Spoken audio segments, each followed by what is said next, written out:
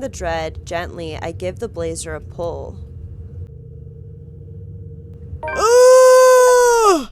Achievement unlocked. Rizaquit and Pace offer a prayer for the deceased. It's still opening. Why is it still opening? Oh my god. Oh my god. She completely sawed her head off. Oh my god.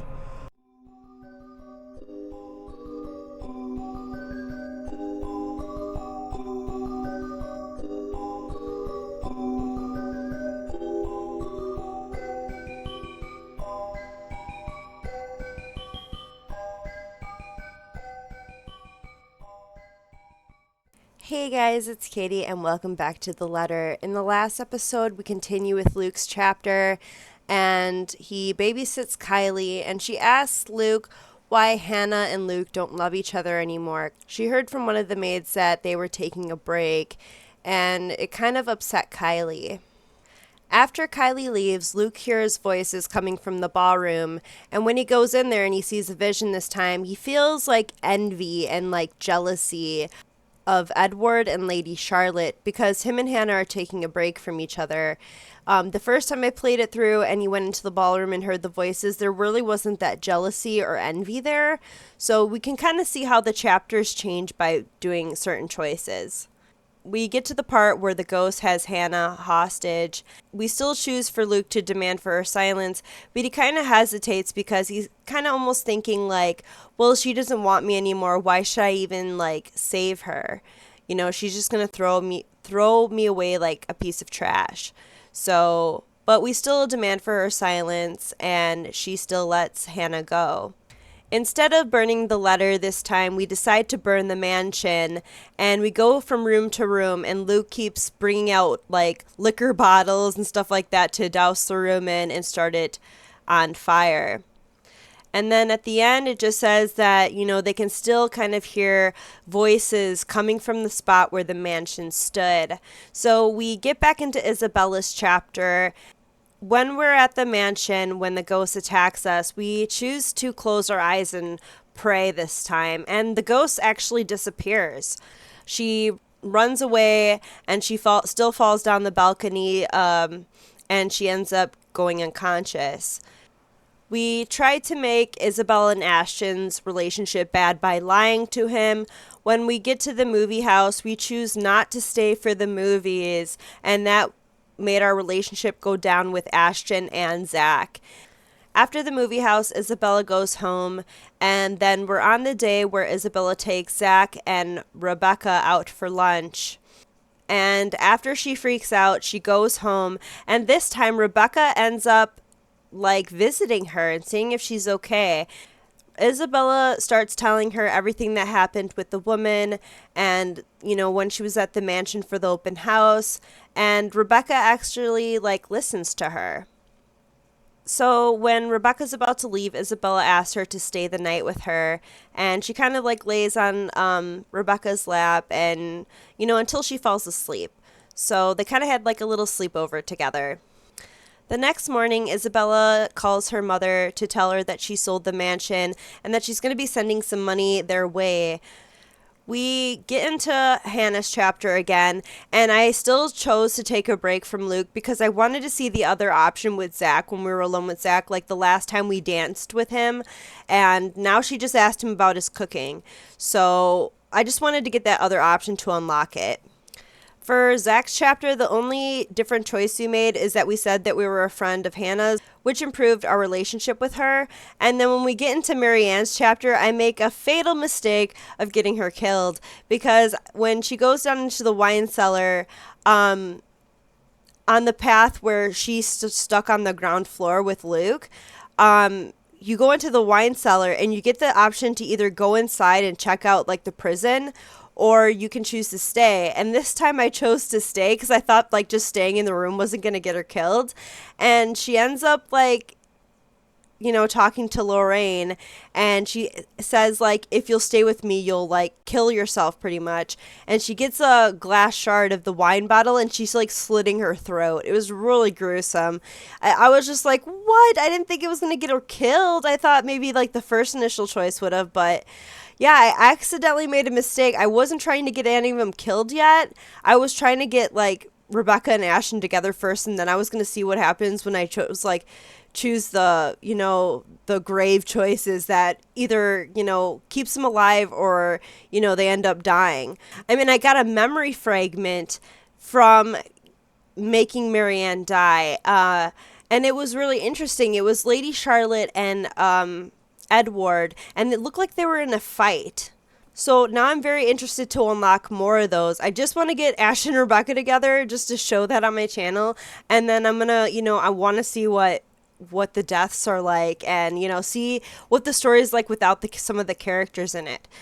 So we get into Rebecca's chapter, and it's after Isabella leaves the movie house, and Rebecca kind of talks to Ashton and Zach and attends the movie premiere. In my playthrough, when I was just Isabella and I still went to the movie house, Rebecca didn't talk to anybody.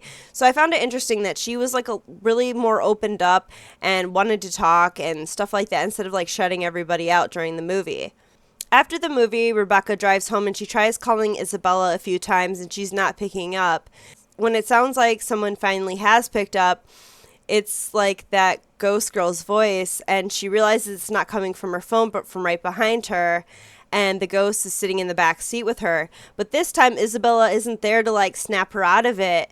So I thought she was going to die. But, she ended up being all right. Okay, so now it's the day of career day, and we're talking to Luke and Kylie. So let's continue where we left off. To other people, it won't appear as innocent as he makes it out to be. And if there's one ugly thing about this city, it's this place's penchant for inane gossip. One little spark, it'll spread like wildfire. Who knows how far it'll go, how many ears it'll reach? What if Ashton hears about it? I'd rather not think about the consequences to that. I've got enough on my plate lately as it is. Being at the center of a rumor mill along with this man, in whatever form it takes, sends unpleasant chills down my spine. My answer must have already shown in my face, as Kylie's smile immediately dissolves into a pout. You're not gonna join us, are you? Achievement unlocked, maybe next time. I'm sorry, Kylie. I'd love to, but I have other things to do. Another time, maybe? A friend just texted me about something urgent, and he wants to meet tonight. Just say it's a date, Daisy. The little rugrat will understand. She's not an infant. No need for blatant lies. Heat instantly crawls up my face at his baseless insinuations. Oh, what I would give for another chance to put a real dent on his skull. What even gave you that idea? And even if it is, why do you care? Stop sticking your nose in other people's affairs. Oh, your face says it all, woman. You think I won't recognize those longing looks? There isn't a look, you There isn't a look, all right? Sure, whatever helps you sleep at night, Daisy. You already have a story written inside that head of yours, don't you? Oh, please. It's not that interesting. The color of your face does suit you, though. Matches the hair. He has such an evil grin about it. Well, come on now, Munchkin. I'll just buy you an extra glass of that parfait. With extra strawberries? I'll get you a basket full if you want. As long as you behave. And no complaints if they don't have enough syrup again. Deal? Deal. Have fun with your date, Miss Pink. Luke's already leading the child away before I can correct her. Upon reaching the end of the hall, however, he doesn't miss the chance to shoot me another one of those infuriating winks. Does he really think women enjoy those? I'd sue him for harassment if I can. Though I must admit, the two of them walking together, hand in hand, is an endearing sight in itself. He says he dislikes the idea of having children of his own, but it's easy to see some part of him genuinely wants them. What's stopping him? It's something to mull over, along with every other confusing and frustrating thing about this guy. Some other time, though. Ashton's waiting. His car's headlights have been left turned on, illuminating the otherwise empty parking lot. If it's like that, this is probably going to be a quick visit. Although our landlady would probably have a few hundred words to say about this before letting it go. Not many in this complex own a vehicle anyway, to warrant the space's frequent use, owing to this area's proximity to downtown Luxbourne. No one's going to be disturbed if one car stays parked with its lights on for a few minutes. Right now, though, it serves as a pleasant company while I idle inside my own car, thumbing the invitation's fine print, flipping it over and over until the motions become familiar enough. What should I say? How should I say it? There's a very high chance he'll say no, but on the off chance he accepts, what should I do? Fears. Doubts. Questions I haven't asked before, and more often than not, the anxiety is because of him. 17 years ago, I've been in the same position, a different letter in hand. Somehow, nothing has changed. Perhaps if he'd noticed how I've always felt about him years ago, I wouldn't be in this predicament. Honestly, he manages to ace all those exams at school without even lifting a finger, and he couldn't figure this out. How dense can he get? But I can't very well wait for another 2 decades just for something as measly as an invitation, can I? It's not like it's going to be a date. Although, frankly, I wouldn't mind if it is. However, that's a wish best reserved for some other time. I won't get anywhere if I just keep thinking about the what-ifs. Gathering all my thoughts and courage, I step out of my car and gingerly make my way upstairs, invitation in hand. Ever since the incident 3 days ago, there's a strange air permeating the atmosphere here. Weighted, but the sort that slowly trickles through you until the burden of it finally bogs you down with some kind of disquiet. The days since have been uneasy, and Isabella's absence from her flat does not help settle it. Every day, coming home somewhat feels like an uphill battle in itself, leaving you spent when you're supposed to be getting some rest. Is Zachary experiencing the same thing? I certainly am. The same weary slump is also on Ashton's shoulders once I catch a glimpse of him. He's leaning casually on the rails, his back against its metal surface, while reading through a bunch of papers. Each one appears more important than the other, despite me having never read a letter of it. He'll probably head back to the precinct after this, if he's not going to drop by Zachary's for a bit of shut-eye. No rest for the wicked. Forensic report case number 33608. But no matter how occupied he seems, he pauses anyway and looks up from his work the moment he hears my treads. He raises a hand in greeting as a small smile spreads across his lips. Exhausted as I am, I can't help but return it to him. What brought you here? He hums something inaudible, neither an answer nor a vague hint, before he turns his attention back to the papers. For a passing second, I thought he'd ignore or evade the question, like every single time I've asked. But then he shuffles the documents back to a binder and sets it aside with a huff, its sound, more fatigued than I've ever heard from him recently. Either there's simply too many things keeping him busy at once, or his investigation isn't going too well, maybe even both. Just work. Just work? Do you expect me to believe that? In a way, I didn't think an important contact ditched me and now I'm stuck would make for a cool alibi. Did it work? As if there's going to be any difference. You're still a dafty. Anyway, do you want to come in? But if you're going to hang around for a bit, you better turn those headlights off. My landlady's one hairline away from banning you off this place, you know? Stop taking the piss out of her. She's a nice woman. When she stops taking the piss out of Shirley, maybe I will. You and your bloody car. The first time I've heard of the name, I did a double take. From the way he put it, it was as if he was talking about some woman he met somewhere, surprisingly got along with, and grown fond of. Never mind how impossible that is, knowing his lack of interest for people outside our small circle. Honestly, it sent a surge of panic in me. It lasted for days, until he proudly introduced me to his new car. His car! Hey, it's a nice name. Don't laugh at it. You'll hurt her feelings. I'm gonna have to give that offer a pass, though. Nothing unexpected, but admittedly, I'm hoping he'll stay for a few minutes. Suddenly, asking him to accompany me to some housewarming party is starting to turn into a bad idea. If he can't even be bothered to spare a second of his time to his friends, what more if he has to stand some hours in a small room full of strangers? I need to get going. I just dropped in to check on something and... His words trail off, cut mid-sentence on purpose, leaving it for me to comprehend the rest of it. At the same time, his eyes shift, momentarily, towards the door closest to us. Isabella's unit. Eerily quiet now in her absence.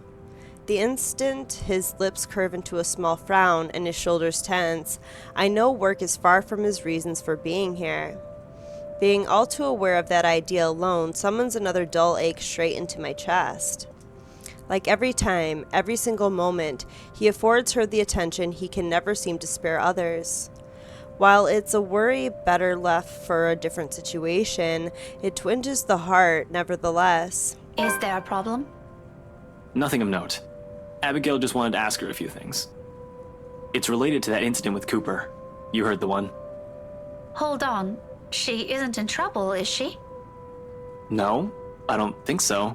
Not as far as I know. And do you really think Scaredy Cat can do anything like that? It's just an off-the-record thing, okay? Abigail wanted to confirm something. She knows I'm friends with someone working at BRC, so she asked me. Apparently she isn't getting anything from that company, as long as the red tape's in the way. It's nothing urgent, though. She isn't answering her phone again, so I thought I'd check myself. I can wait until she gets home. If she comes home soon. The last time I saw her was 2 nights ago. His demeanor immediately changes. Despite his careful attempt to appear nonchalant, his eyes scream of an unspoken worry. It's almost painful to see how much he tries to hide it, especially in front of someone he has known for years. What? Did she take a vacation or something? No word from her, unfortunately. And I don't think she'll go on a trip without telling us. It's been 2 days. 3 if she's not going to show up tomorrow either. Do you think we might have to file a missing person report? She's not showing up? I hope not. Did I get her killed too? But let me know if anything happens. You know how to contact me. I'll see you later, Becca. Ashton squeezes my shoulder, light as he can, before stepping away and heading straight for the stairs. His way of offering comfort in the middle of this little mess we found ourselves in. But amidst all of this, a tiny voice at the back of my mind nudges at a memory. Something I've forgotten, and the very reason why I've chosen to return home early. He's made it 4 steps down, when realization kicks in and awareness of the envelope I've been holding returns to me. Panic rears before proper words can form, or I can think about the situation. Not a second sooner, I'm calling after him. Ashton, wait! He halts, 1 foot already down another step, when he turns to me, raising an eyebrow in question. Yeah? And of all times, it is in this moment when I falter, the adrenaline from earlier's panic suddenly recedes. All of a sudden, none of the things I prepared to say will take form, and I'm caught between simply forgetting about this or just blurting it out to him while hoping for the best. Should I even?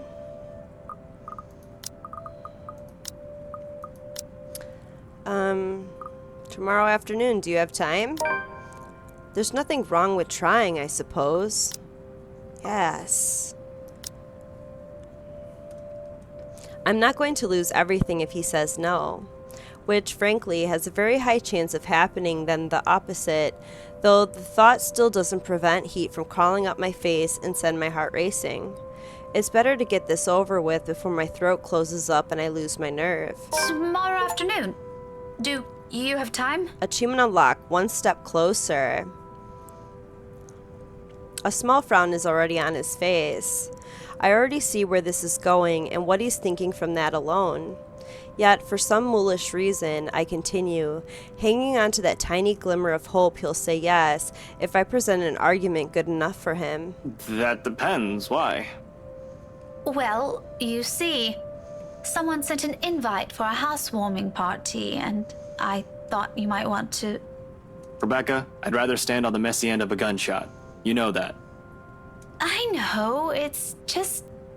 You're one of the few people I can count on with things like this. That's cool, I appreciate the thought. But really, Zach's a better companion. Gatherings like that just aren't my cup of tea. It did cross my mind, you know.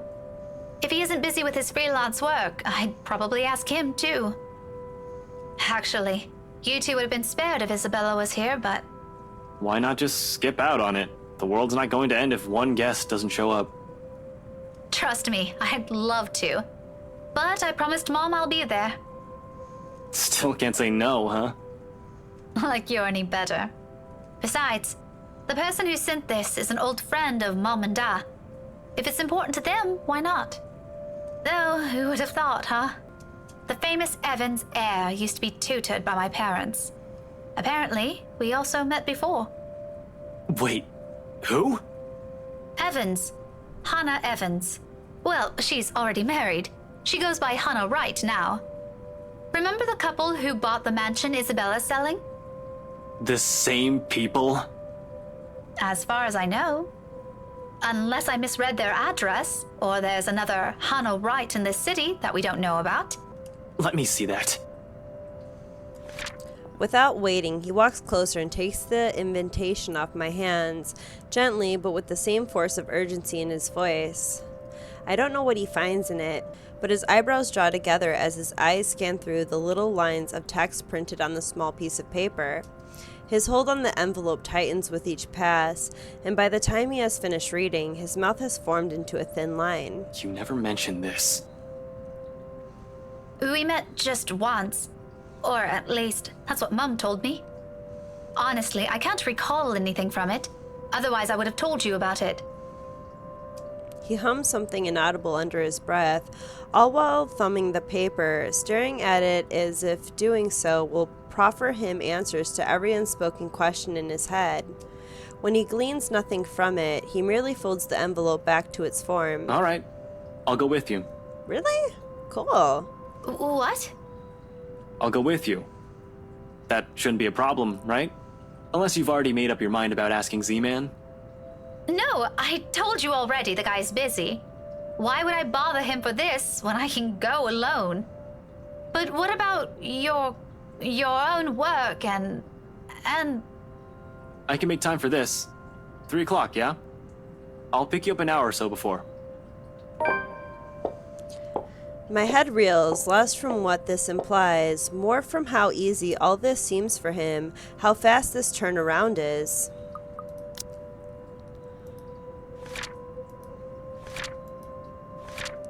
Luke and Kylie asked Rebecca out for dinner as she was about to leave, but the latter chose to meet with Ashton instead. At Samwell, after a brief talk with Ashton about Isabella, Rebecca invited him to the housewarming party. Despite his qualms, Ashton agreed in the end.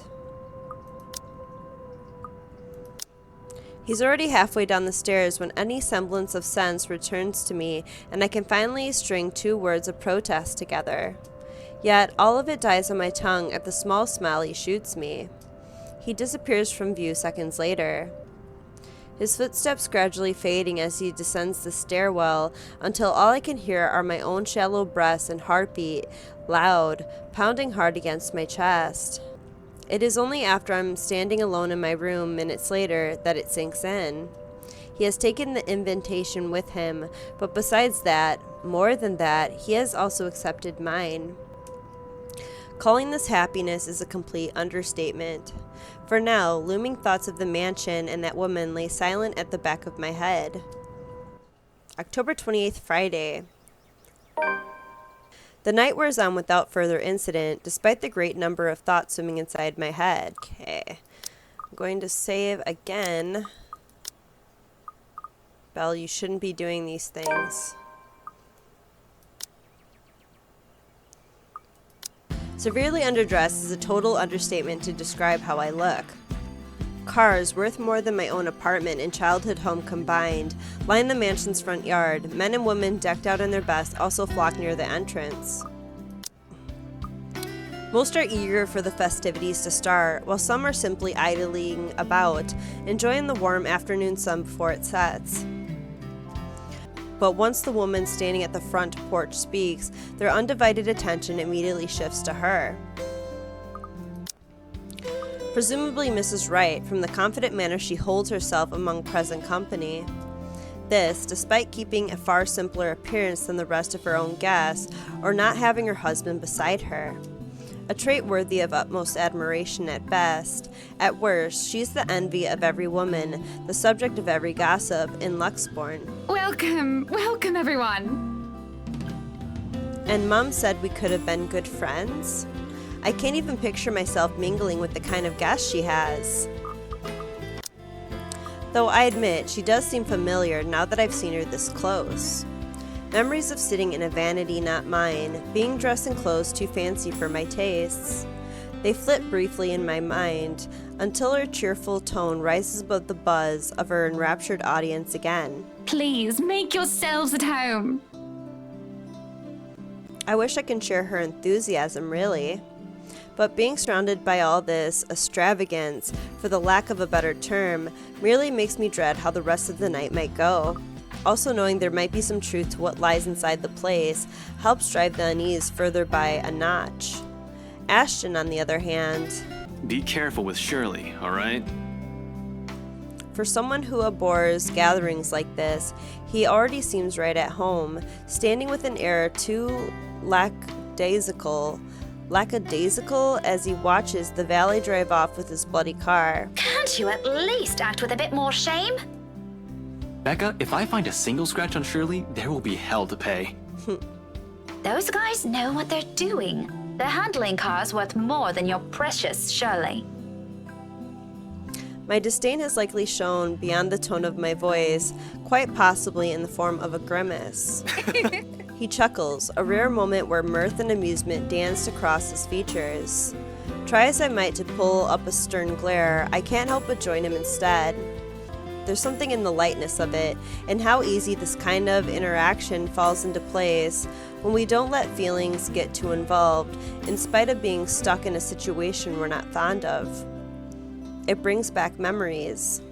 However, the moment doesn't hold. All of a sudden, Ashton grows quiet. Chief? An odd expression flashes momentarily across his face, though he blinks it away before I can figure out what it is exactly. Ashton, what's... Sorry, Becca, I just saw someone I need to catch up with. Longtime friend. It doesn't help that he isn't even making an effort to spare a glance my way when he answers. Instead, they're focused at some point in the crowd. His gaze darting between people walking past us until a small frown forms in his face. Oh wait, Ash, what about... This won't be long. Be careful while I'm gone, okay? I meet the smile he hastily throws my way with a frown of my own. But when the call ends and I get to look up, Ashton's already heading inside. With a sigh, and admittedly a little disappointment, I tuck my mobile back into my pocket and follow after him. So much for a date. Even with the familiar company, this is somehow shaping up to a terrible evening. If I didn't know any better, I'd say he only agreed to come with me for another reason. I swear, the next person who asks, I'm dancing the night away with. Ashton can go fuck himself. I haven't even sorted these things out for myself. So, this is a nice party, Miss Wright. You didn't have to lie to me. You know, brooding over here isn't going to fix this mess. If we're done here, let's go. Care to explain your reasons? October 30th, Sunday. Wait,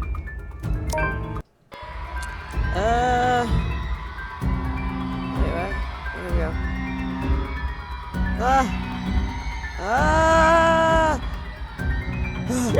Hit her with that book! Ashton. Can't you at least act with a bit more shame? Becca, if I find a single scratch on Shirley, there will be hell to pay. There will also be hell to pay if he so much as harms a hair on either Zach's or Rebecca's heads. Worrying about Isabella's brief dealings with him is stressing in itself already. I doubt he'll attempt anything in front of other people, though. It would tarnish his glorious reputation, and he values appearances more than anything. that doesn't necessarily mean he isn't capable of it, more than in fact. And on the off chance he does something, I wouldn't be responsible for my actions. Those guys know what they're doing. They're handling cars worth more than your precious Shirley. For Zachary's and Rebecca's sakes, however, I really hope this will simply be another housewarming party, even though something tells me it's anything but. Call it a detective's intuition or whatever. When Luke Wright's involved, nothing good has ever come out of it. I can't even let my guard down here. Even more so when a familiar car slows to a stop and out comes... Chief? My presence here might be odd at best, but I have an excuse, one that this man handed to me himself a year ago, along with a heavy dose of flattery for the newly prompted detective inspector. Can't exactly say the same for my good old boss, can I? Although to see him here, chatting it up with Luxborn's rich and famous, isn't such a big surprise in itself. No disrespect meant, but the guy is obviously a social climber. What is surprising is the fact that he seems all too eager to mingle with a person of interest's wife. Just what the hell is he doing here? Ashton, what's...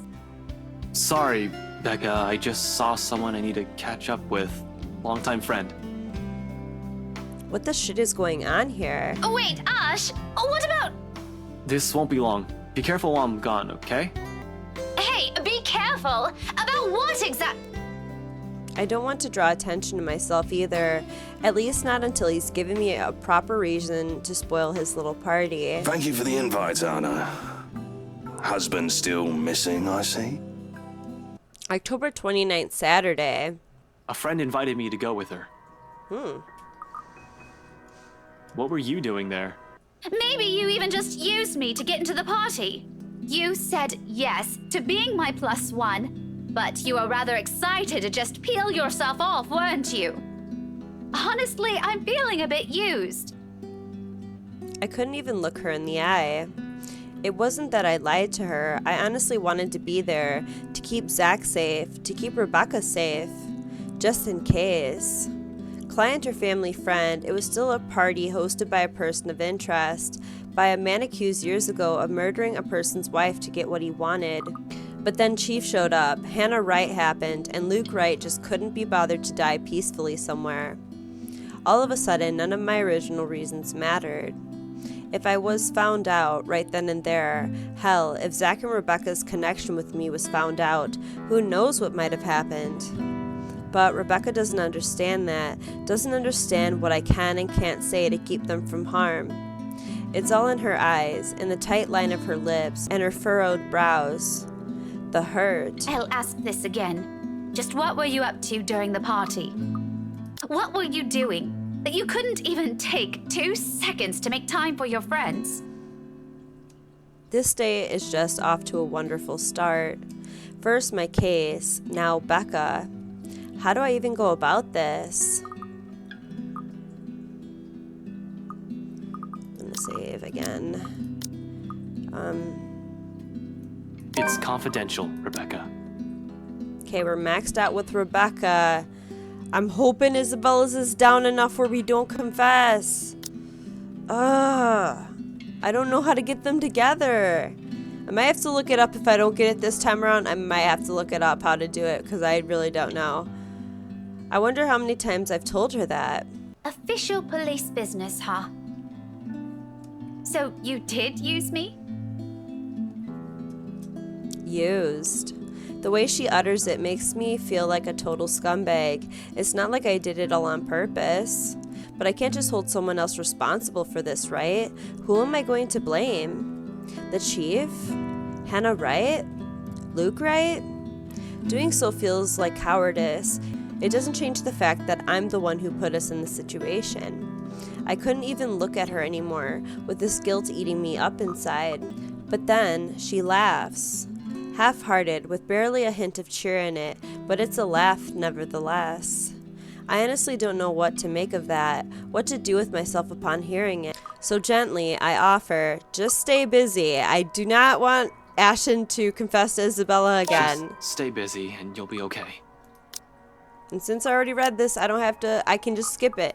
Oh my god, I gotta do the elevator thing again though. Oh god. Shit. Oh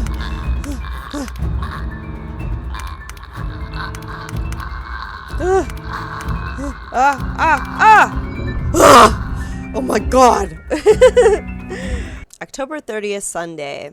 Whether I'll allow myself that break, she leaves it up to me. I'm not hungry. Oh, and I press enter. Thanks, but I just don't really have the appetite right now. Maybe later. Yes, getting down in the negative with Isabella. Keep it up. You okay? You're limping. Yes. October 31st, Monday. I'm still thinking of making maybe a little soundtrack of this music when I'm done with the game fully, and then put it on the channel as like the last video. But I need to figure out how to do that, so... However, that doesn't mean I won't have things to say about this. Agree with Rebecca. Okay. Yes, it's like really down low now. Please. Please be enough. I need to head off somewhere tonight. Oh. Is this it? Okay, hold on. I gotta get myself prepared. Because as flattering as this is, it has simply never occurred to me she'll ever hold affections like this for me. Even when we spent so many years alongside each other. Hell, we practically grew up together, and not once did it cross my mind. I do appreciate her presence in my life. I'm more than glad that she has stuck with me even through the toughest moments. Even during the times when she finds me difficult or aggravating, but to think there's more to it. Rebecca's a beautiful woman, all right. Anyone with a working eye can easily see that. Anyone will appreciate becoming the object of her affections. However, more than that, she's also a close, important friend to me. Rebecca, I draw in a breath, ragged, unsure. Uncertain how and which words to put together, afraid they will hurt or ruin this, whatever this friendship has become all of a sudden. Though before I can even string two phrases together, she closes the distance between us, grabs a fistful of my shirt, and pulls me down. Oh! Oh! The next thing I know, her mouth is on mine, warm yet unyielding. Oh shit, I did it! I fucking hooked them up. Finally did it, man. It took forever. Like, I kept fucking it up. Just like the person who owns them, who presses herself against me, almost desperate, longing for that love she has held on to for so long. Even in a gesture as intimate as this, Rebecca's character shows, unintentional or otherwise, fierce, bold, demanding, a storm on her own. And soon I find myself being drawn into it, into her. Oh, achievement unlocked. Well overdue confession. Return the feelings of the one who has always been with you. I'm getting so many achievements today. I got 3 so far. It's urgent. It's frantic. Jeez. She must be giving him a pretty fierce kiss then, huh? Brimming with every pent-up emotion she has had. Years and years of it. Maybe in another time it will be, when death's not looming over us. But for the moment, right below a wholly different storm brewing, we both cling to it. Perhaps because it's the only thing tethering us both from losing to this madness. A smile on her face when we part later, kinder than every single one I've seen from her so far. It's nice to see it on her. It suits her more than the glares or the frowns. But at the same time, it only serves to baffle me. When I move to open my mouth, to say anything even though I've yet to find the right words, she lifts a hand to my mouth and silences me. You don't have to answer me. Yeah, but you should... I should... No, I mean, not right now. Okay, now I'm really confused. One moment you're saying you've been in love with me since secondary, now you're telling me to shut up? If you want to interpret it like that, all right. No, really. Some explanation would be nice, Becca. Because a lot of things are going on right now, and I'm afraid I can't catch up. Especially with this curveball you just threw. It means what it means, Ashton. It's not that I don't want to hear it, but you said it yourself. A lot of things are going on right now. Our lives are still in danger. There's still the curse. There's still the ghost. I've waited this long to tell you. I could wait a little more. We'll talk once this is over.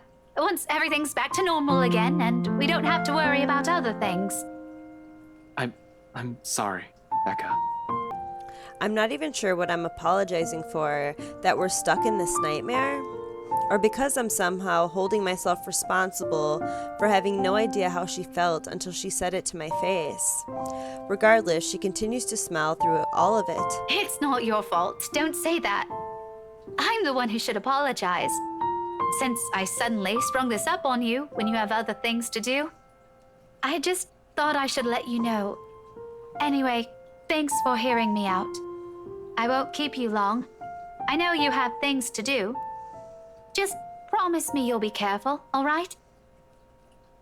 She doesn't wait for an answer. Instead, she gives me a push, with a force only heavy enough to throw me off balance. Caught unawares by the gesture, for a few moments, I fight for purchase against my car's trunk, bracing my hand on its smooth surface. When I look up, with the string of reprimands ready at the tip of my tongue, Rebecca's already halfway through the parking lot. Finally, I did it! I got them together. That was kind of hard. I thought that if I would just did a few negative comments towards Isabella that they would end up together as long as they were below their line, but I guess not. Ashton left for the mansion at nightfall, but when he got to his car, he found Rebecca waiting for him. Fearing she might not have the chance, she confessed her feelings and kissed him. Afterwards, assured him that they would sort this out. Once they are free from the curse, she only wanted him to know. It's cute either if it goes with Isabella or Rebecca. It's a pretty cute story either way. So, I mean, I just wanted to show up for the channel what Rebecca's path would have been like if Ashton and Rebecca would have gotten together. So I'm glad I was able to show it. So now that we accomplished that, we can now choose negative choices. I'm so happy. All right. There's a small skip in her steps while the breeze carries the light tune she's whistling. On a whim, I let its notes be the last thing I commit to memory before slipping inside my car and driving off. It sounds like a new beginning more than anything. Another reason to be optimistic. November 1st, Tuesday. Oh no! We don't get to save Marianne this time! What's gonna happen? I freaking accidentally killed her! Turns out, it is, for the most part. The path rarely deviates, no sharp turns or branching routes. Just a long, empty hallway stretching out before me, filled with nothing but dust, dirt, and a few rusted chains scattered about. The only problem is having an overactive imagination and walking amidst a place shadowed by death. Every sound, every sudden movement, even the faintest of it spurs it. At times, there are scampering, small noises that abruptly rises above my footfalls. Ugh! God dang! It scared the crap out of me, rebounding off the hollowed walls and echoing inaudibly across the whole span of the tunnel before fading away just as swiftly as it rang. It's probably just some animal. A rat, maybe? I hope. I paused nevertheless, straining my ears for more of it, while I gradually moved my hand to my side, slow and steady until the tips of my fingers brush off the gun's handle. Although cold against my skin, it's the closest thing I have to comfort at the moment. For a long minute, I wait, holding my breath, watching every form, edge, and shadow at the corners of my vision for any movement. After a heartbeat and nothing, I allow the tension to ease out of me in the form of a long, slow exhale that reverberates around the whole place. Things continue like this as I traverse the whole passage, pausing, listening, moving on, repeat, eventually losing track of time while I go deeper into the tunnel. Until finally, the corridor ends with the sight of light slanting from a door left ajar. On the other side, from whatever little glimpse the opening offers, I spy bottles lining the walls and liquor barrels for aging. Is he gonna find Marianne? Oh, the wine cellar. Is she still down there? Right into the kitchen then. More than eager to get out of this place, I quicken my pace. But as soon as the door is within arm's reach and I push it open, a foul, putrid scent assaults my senses. A heady mixture of odors, akin to rotting fruit and decaying meat, that catches me completely off guard. Surprised, I stumble back, gagging, having accidentally breathed a lungful of it. Ew. Only for my foot to end up disturbing the edge of a nearby puddle I failed to notice earlier. It sends splashes of liquid right across the hem of my pants, and I fight the urge to grimace as a raw metallic smell rises up in the air. A smell I'm already more than familiar with, thank you very much. That doesn't mean I have to like it. Sighing, I take a brief moment to brace myself before crossing the threshold, already expecting the worst. Mansion underground cellar, midnight. A trail of dark liquid leads me to it. Its form is slumped against a wine vat not too far from the door. The rank lingers heavier here, stronger. Putrefaction has just started, but in a place like this, you can't really tell the time of death from that alone. The humidity and temperature in the room has likely delayed the process. An estimate? This person has died sometime around 3 to 5 days ago, which places the timeline around the time people are just moving in, and also the housewarming party. A servant then? No. Someone with the same social status as the Wrights. Whoever it is has also read the letter, based on the writings around the body, someone who was also present during the open house and the party. So, a guest? Wordlessly, I draw closer, muttering a quiet prayer under my breath for the departed.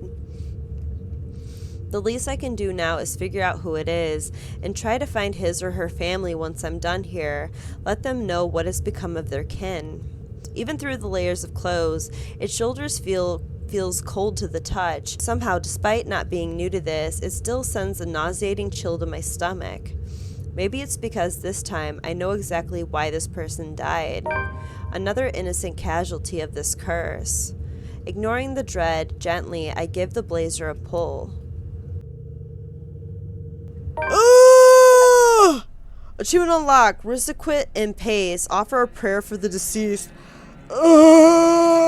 It's still opening. Why is it still opening? Oh my god. Oh my god. She completely sawed her head off. Oh my god.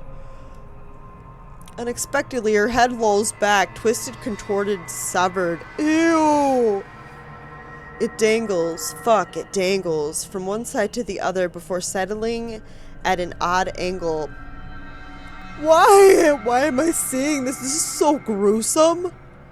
The next thing I know, I'm staring at the hollow base of her neck with only a thin layer of skin keeping her severed head to her body. She like completely fucking cut her head off. That's fucked up, bro. This is... Ugh. Get her off the screen, please. But more than the gruesome sight or the sickening feeling that has lurched up to my throat is recognition. I know this woman. And it's not just any woman I've seen randomly on the streets. She's the same one I met at G's 5 days ago, smashed drunk and babbling her frustrations about her employers. Marianne McCullough. Oh my god! Famous interior designer extraordinaire. Not so extraordinary now, with her throat sliced viciously in half and her whole body drenched in her own blood. Oh my god, thank god they got rid of that. That was just, oh my god. That was freaking gruesome, dude. Hell no. Once the surprise subsides, I muster the courage to properly lie her down, closing her eyes and covering her face with my handkerchief. After his fall, Ashton found himself in an underground passage when he came to. Despite the questions in his mind, pushed on. The passage eventually led him right into the mansion's wine cellar, but inside is... It's perhaps the kindest gesture I can offer her right now, pressed for time as I am. But for someone to suffer this kind of death... In the end, the only thing I'm able to do is avert my gaze and continue with my plans. Surreal. This all nothing but a surreal nightmare, but after everything, should this even surprise me? Ghosts, curses, hidden passages. I can't even bring myself to vocally question anything anymore, in spite of a number of them already swimming inside my head. As a kid, I used to crave for this kind of adventure. The stuff of mystery and detective novels, daring chases, interesting cases to solve, suspects to put behind bars, justice to serve. I was blinded, I admit. Now I simply want this to be over. You really believe it'll be that easy, don't you? I pause mid-step, confused. Warily, I look around, searching wildly for the source. A long minute passes. No one speaks again. Breathing out a sigh of relief, I simply continue, this time treading lightly, careful to not make a sound. Up ahead, I can already glimpse a set of stairs. That must lead to the kitchen. Getting unnoticed in the wine cellar's not a problem, but if someone's upstairs when I pop up, well, to say it'll be complicated might be a little of an understatement, especially if that butler's in there. If I get caught, no one else will be able to fix this. See? So full of yourself, aren't you? This time, I'm sure. There's really a voice. Well, voices. Despite standing only a few paces away from the exit, I find myself stopping and looking for it. Searching for the immediate sounding for the familiar form of the woman. I don't even have to venture too far from where I'm standing. Just an arm's length away from me, a mirror stands. And from it, they speak. Oh, you could see them in there! All singing the same mocking tune against my ears, letting it echo throughout the small undercroft. Murmurs and laughters, jeering, scoffing, deriding. Lacing venom into every crevice in my head. Taunting me. Look at you, mouthing off like some hero. You can't even fix your own silly little problems. You haven't really changed, have you? Useless. Pathetic. You're wrong. My mistake lies in this first instance I've answered. The very second denial has slipped from my mouth, their words have also seeped into my heart, allowing it to prod at and rouse my temper. Despite knowing they are merely doing this to goad me, each word, each syllable trickle into me, spurring the guilt I've long buried. Are we? Or is that simply what you've been telling yourself all this time? Something to make yourself feel better, perhaps? You're the one who took that letter off Isabella's hand that day. You're the one who opened it. How does it feel, I wonder, to know you're responsible for all of this? What do you think I'm doing? Why do you think I'm still trying to fix this? Oh, but you can't. It's already too late, and you know that. You know all of this is futile. Just face it, Ashton Frey. You're a failure, and they are the ones who have to pay for it. A badge and a gun, and you still can't protect your own friends. Can't even solve a case for an old man. Can't even bring Luke right to justice. Can't even keep his own family together. No wonder they left you. Before you do the same thing to them. Mom and Dad are better off without little old you, aren't they? It's a good thing they had the sense. Pitiful, isn't it?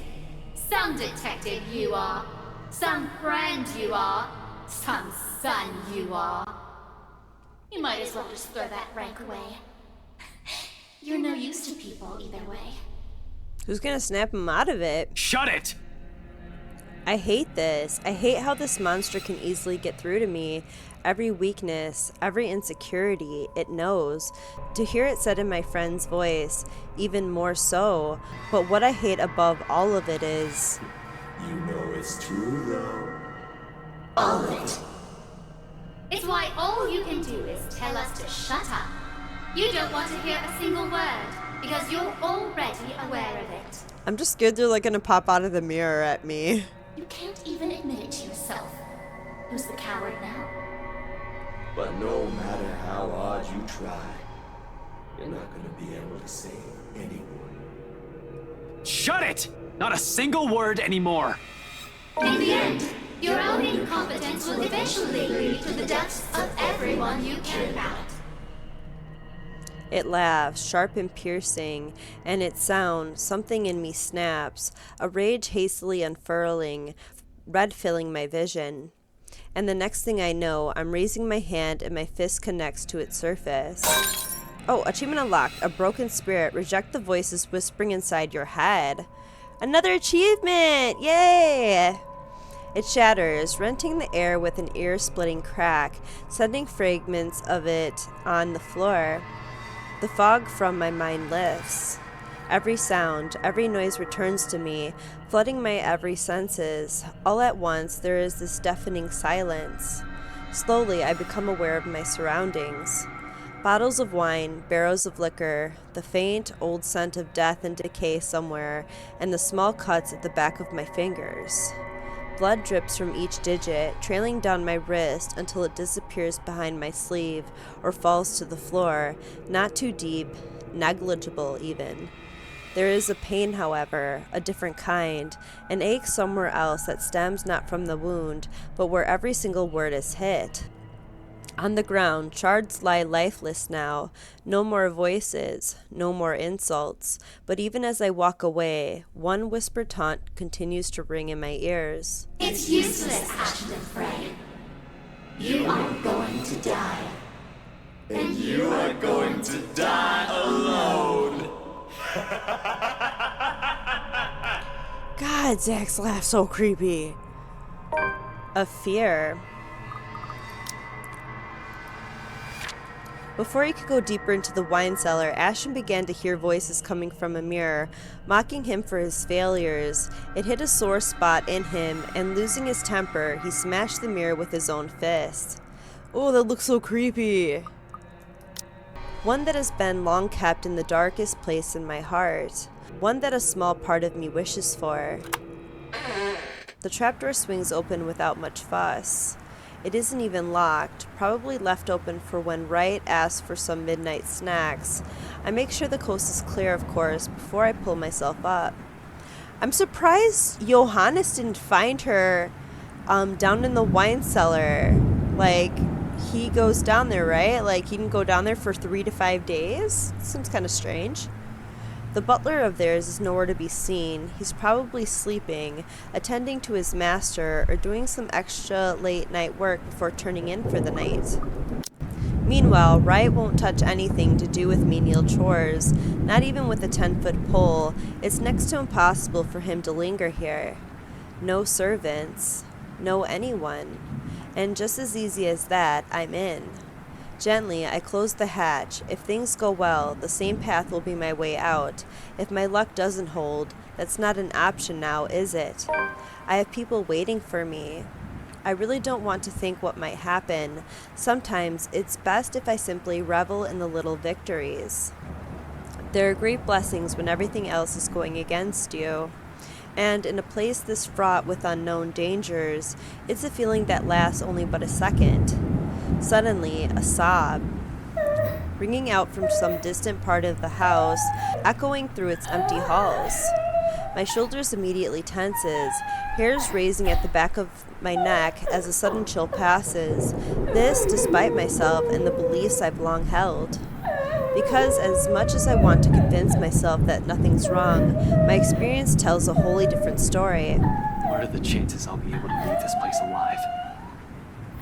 I want to be optimistic about it, really. However, I'm going against something that almost everyone can't quite understand. I'm just being realistic with my chances. Beyond the walls of this room, the cries continue to grow louder. With a ragged draw of breath, heavy with apprehension, I slip out of the door. Like a siren call, her voice beckons. Finding out who that is seems a good place to start as any. I keep to the shadows for the most part. Upon reaching the kitchen, the crying Ashton heard from outside began anew. On alert, he continued deeper into the mansion, even if he was uncertain if he would get out of the place alive. The taser clip to my belt is the next thing to go the moment I'm down. The sound of it sliding roughly against the wooden floor somewhere grates against my ears, along with my labored breathing. The next thing I know, a piece of cloth is closed around my neck. Without warning, my attacker pulls. Tight. Oh, she must have picked it up from where this bastard kicked it off earlier. Where else could she have gotten one? I doubt she's ever used one even. Hell, the way she holds it right now, this guy can easily disarm her in one hit. Ashton attempted to fight back, but his attacker quickly disarmed him, looping a towel around his neck and strangling him. But just when he was about to lose consciousness, a familiar voice rings in the room and... A little explanation would be really nice, though. After almost getting choked to death, a slap is the last thing I ever wanted to receive. Hell, breathing still feels painful. What was that for? Though she speaks softly, her irritation slips from her lips, harsh and piercing. Almost as sharp as the lightning streaking across the night sky and rain still falling hard. Every word weighted with the same truth underneath her gaze. What was that for? What was that for? I think I should be the one asking questions here. What is wrong with you? Isabella! Isabella? Why is he screaming like that again? Hello? If Zach didn't slip up, no one would have known where you went. Oh my god, hold on. Isabella! Isabella! Okay, I just had to do that. Oh my god. One person knowing is enough, Isabella. And shouldn't I be asking you the same question? That was so funny. I just had to do it. Isabella! Why are you even here? Please don't tell me Zach and Rebecca are with you. She's quick to avert her gaze. They are, aren't they? Oh, Jesus Christ. I don't care if you think you're being brave right now. You've just put yourself in even more danger by going here. I'm sorry, I just can't get over that. That was so funny. Okay. Oh yeah? Well, you almost died. He could have suffocated you right then and there, and you could have died. I told Zach to give me 4 hours. That would have been enough time to... It would have been too late. And by the time anyone ever finds out, you're already fertilizer. She trails off, drags one in-drawn breath after another. A brief lull as her frustration finally gives, dissolves into something more pensive and somber. Her shoulders droop, and through her voice rises hoarse and weary. In her next words, there's only certainty. You count too, you know? When I said that night, when I told you that I don't want to lose anyone anymore, that includes you. Alive. We're still here, Ash. You have us.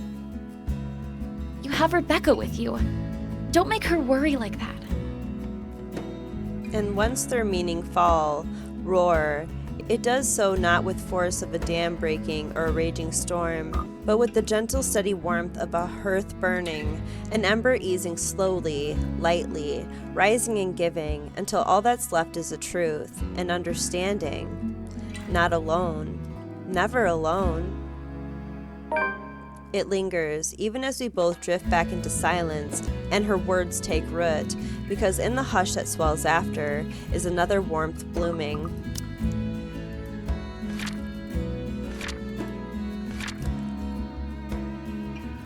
Having recovered, Ashton quickly urged Isabella to move, knowing it wasn't safe to stay idle. Without warning, however, Isabella slapped him. Furious at him for keeping people in the dark, she reminded him of what was important, and with it came a realization about himself.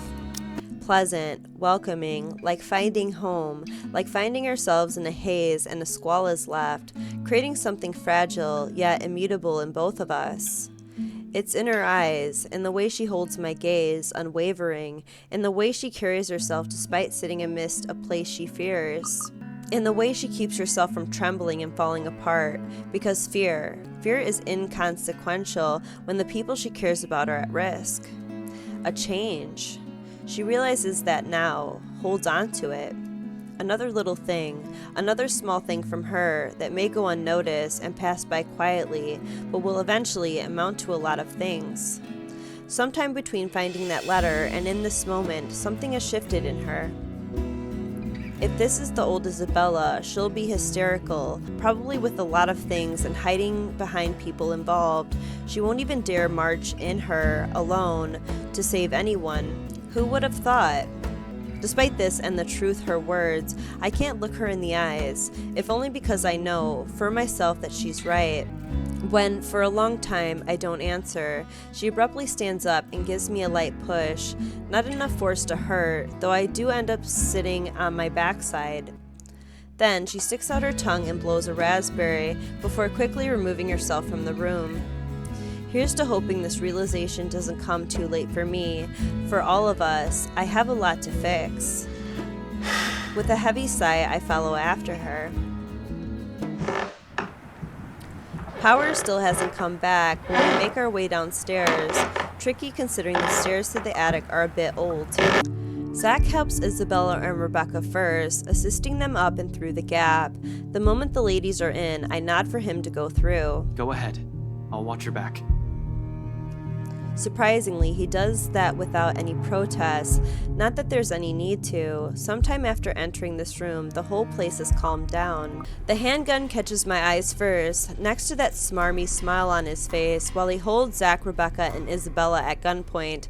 Yeah, I notice I'm going to be reading a lot of this over because I'm going to have to kill off the characters one by one, so it's going to be different, so I'm trying to still show how it's different. Marianne's not here, so of course they're going to probably reread the text, redo the text as if she wasn't here. So, because I want to show all the different endings and stuff like that. It's sight, enough to lodge a painful thorn up my throat. I've been too complacent, too focused on other things that I've completely set aside the fact that Scumbag will not be too pleased to see us here without knowing our reasons. But even with those good intentions, curses, and ghostly apparitions aside, we're still trespassing in his home. But it's not too much text to read. It's only a few minutes of reading text until it switches back on the original, text, from the first playthrough that I already did, so. Luke.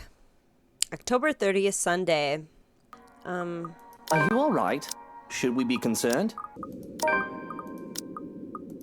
October 31st, Monday. Whoa, what? We get to see this with text? What? This was the memory fragment that I got from killing Marianne. Whoa. Okay, hold on. My heart feels like it's seizing in my chest, like it's being squeezed and the pressure won't stop until it bursts. Are you truly storming off over some hearsay? Be sensible. What you did, it is... There are no words. You bring disgrace to this family. This rotten noble standing in front of me is not the cousin I grew up with. This is not the lady I fell in love with. Whoa, what'd she do? She would never do such unspeakable things, Charlotte! I bring disgrace. I bring disgrace. I am not the idiot who's running off in the middle of the night. You promised, Eduard. You gave me your word. Don't you dare turn your back on me. I swear to you, if you step 1 foot out of these lands, mark my words, Eduard, I will. What? What is it you swear? Will your men steal me away, defile me too, like what you did to yourself? What? There is an undercurrent of fear. I'm in danger, my head screams at me. And there is hurt, a deep burning shame I can feel on the woman's behalf. Looking at her on its own is a chore I cannot bear. One after the other, they come at me, an unending flood that threatens to sweep me away for what feels like an eternity. Each one a show of both joy and suffering for those who have called this mansion their home. Each new scene is like a hammer to the head, threatening to crack my skull and split it in two. I can feel every little emotion in the blurry images that presents itself in my head. I feel a part of these, like I've lived through them, though I know that is not possible. All their anger burns through me, that much is evident, but the pain more so. And above all of it are the whispers, the voices calling, luring, until one image emerges in vivid contrast with the others. When there's a shout of joy, my eyes snap open, looking for the culprit. That's when the whole room just changes. Everything is the same, yet everything isn't. There are people everywhere, laughing and dancing. That was so cool that we got to see a memory fragment. Because Marianne died, the story had changed when Luke goes into the ballroom. November 1st, Tuesday. A photographer, a high school teacher, and a real estate agent walk into a mansion. Thunder crackles once again, cutting me off. It's a slow thing, a whisper more than a bang as the darkness creeps into every corner of the room. The walls shudder and groan. Blood runs from the ceiling, crawls down the walls, and stains the floor. It feels as if life itself is being sucked from the house slowly but surely.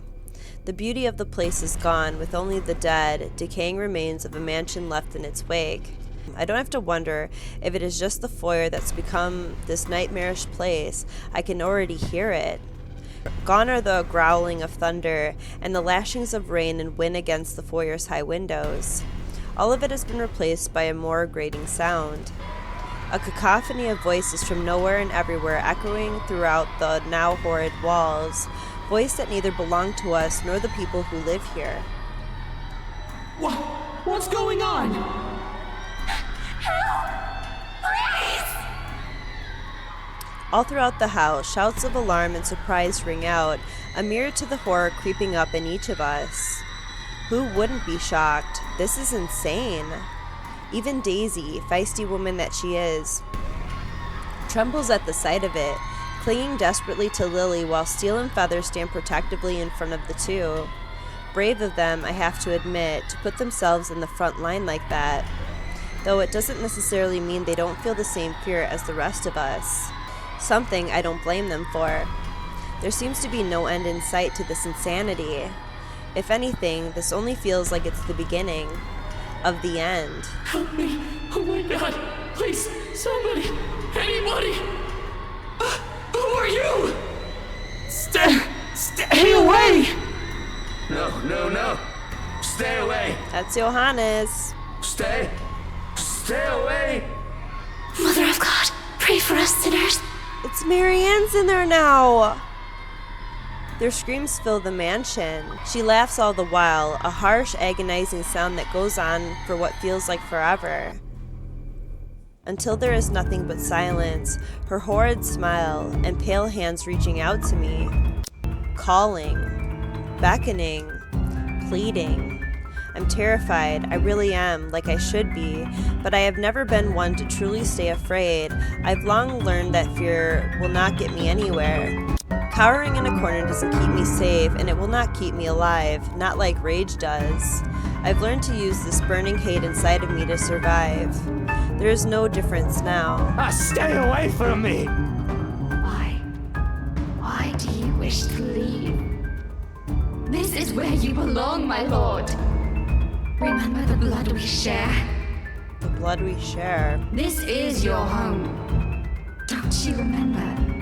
You promised to return, to stay, together with me, with us, with people no different from you. What is she talking about, Luke? What does she mean? Don't listen to her, she lies. I promised no such thing to anyone. Hannah, you're the one who bought this house. How should I know what she's babbling about? I never even wanted to be here in the first place. A terrible case of mistaken identity. That must be it. I'm quite sure of it. I don't know this woman, this monster. Why would I say that to someone like her? In my entire lifetime, I've only made and kept sincere promises to a mere two people, Hannah Evans and Eleanor Chandler. No one else. The rest of those who've claimed I promise anything to them can go fuck themselves. Bloody hell, I may enjoy the company of women, but I am not an idiot to start spouting such nonsense to anyone. A line must be drawn, especially if I am to keep myself alive. Yet, she still goes on, insists, making me appear a liar in front of these people. Of course you still deny it. Have you truly forgotten? You haven't changed, I see. Still a deceiver. She's lying! You see, my love, nothing has changed. Still no difference, you and I. Just like the rest of us. Just like every single soul in this putrid wreck. We've waited for so long. You can hear them, yes. Their pleas, their calls, their invitation. Come, my lord. The house seeks its master. She, the monster, reaches out again, her hands a gory, aberrant sight. Along with that smile spread across her face, my body is already moving on instinct. Stumbling back, one step at a time in a desperate bid to be away from her, anything to put distance between me and this vile creature. No matter what she says, I am nothing like her. I need to get out of this house. Out of this country, preferably. There's nothing for me here, not anymore, nothing to keep tied to this place. With Hannah planning to leave me, Shokin likely taken by this woman, nothing's left to bind me to this wretched city. I can leave. I can... Careful, Luke! My foot steps on something, sending me sliding on my back and flat on the floor. Beside me, a paper, familiar one, flutters down. It's this thing again from the open house, though it feels less like a gimmick and more like a threat. What with recent events? It must have fallen from one of those peasants in the commotion earlier. For a moment, they appear conflicted to see it in my hands, but wisely keeps their opinions to themselves, leaving the damn thing to simply bear its grisly message for everyone in the room to see. Help me. Help me. Help me. Is this it? What they've been telling us? Why everything in my life has gone to shite? Because of some stupid old letter? An invitation indeed. One I'm not willing to accept. Not any time. From the top of the stairs, the creature moves again, drawing my attention back to her. Her gait remains slow and awkward as she walks forward, that smile never leaving her. But I won't give her the chance. I am not dying here. I certainly am not giving myself to a hideous creature like her either. Adrenaline kicks in, and despite panic gasps and worried glances from Daisy's friends, I pay them no mind as I reach for the main door, and without warning, it slams open, revealing not the mansion grounds like I'm expecting. Before my mind can even comprehend what's happening, black tendrils have already coiled tightly around my limbs, dragging every person into the foyer, into the room. None of us even get to scream, when darkness completely envelops us upon the doors closing. Understand where your place is now, my love. You belong here. Creepy. Is it so difficult to grasp? We've been waiting. There's a moment of panic when the feeling of the tendrils around my limbs finally dissipates. As soon as my eyes adjust to the darkness of the room and I'm on my feet, I'm reaching for my knife and holding it out, watching, waiting for every movement, using it as a way to put distance between me and these peasants. Who knows what they'll do now? We're all desperate to get out of this house. There's only 6 of us in this room, 4 of them friends at that. I cannot trust these people not to turn on me. Bloody hell, even Hannah's giving me the same looks as them now. I cannot trust anyone. Not anymore. Not after this. Despite the pleading looks Lily shoots my way while they all huddle in the corner behind Steel and Feathers. But I have to remind myself that even people like her are capable of doing the unpleasant. She's only human after all. It's never an excuse. Why, even Hannah has her cunning, manipulative moments, though she does it much subtler than I. Why else would Lily show this letter to us that day if not to save herself? I guess that backfired on her now, that she and her own friends are also stuck here. Still, I have every right to be livid. Everything that I've built has fallen apart. All because these people came into our lives. You! All of you! This is all your fault!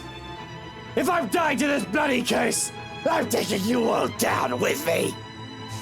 Luke, please put that knife away. This isn't going to solve anything. Hey now, Mr. Wright. I know the situation ain't good, but we have to calm down. We're all in the same boat here. You shut your mouth! If it weren't for you, or this letter, for all of you, none of this would have happened! Is your life all that matters to you? What about these people here? Don't they have the same problem? What about me, Luke? Do you even care? Are you taking their side? You're also stuck in this nightmare, Hannah!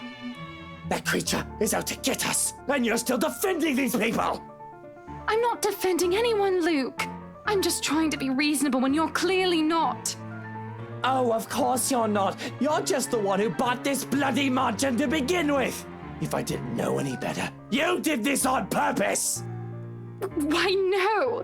Why would I ever do that? This was only meant to be an anniversary gift. For you, for us, for the family we're going to have. Right, anniversary gift. Oh, here's your gift, darling. Oh, by the way, there's a curse included in that package. I hope that's all right. Oh, by the way.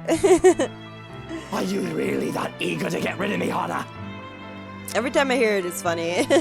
Because if that's what you've been meaning to do all this time, you might as well just put a knife in my back while I'm...